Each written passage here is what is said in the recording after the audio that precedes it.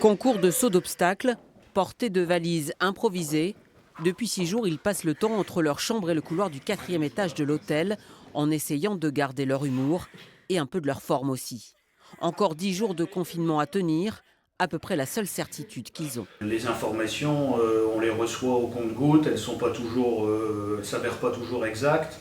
Elles changent d'un moment sur un autre, selon les interlocuteurs qu'on a. La circulation de l'information ici au niveau local, on ne peut pas dire qu'elle soit très fluide.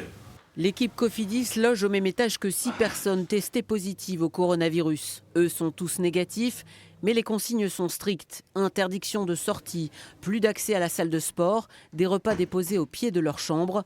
Et pour ces athlètes de haut niveau, une condition physique qui se dégrade. Dans une période qui est importante pour nous, pour le début de saison. Normalement, on devait rentrer de cette course-là en bonne forme avec un poids assez idéal pour la suite. Et là, en fait, on s'est totalement désentraîné. Vous imaginez, un sportif, normalement, ne fait jamais plus de 2 jours sans effort. Il y a déjà une prise de poids, il y a une perte de niveau physique. Et puis là, il y a un vrai préjudice moral. Je sens au fil des jours l'ensemble de l'équipe baisser au niveau du mental.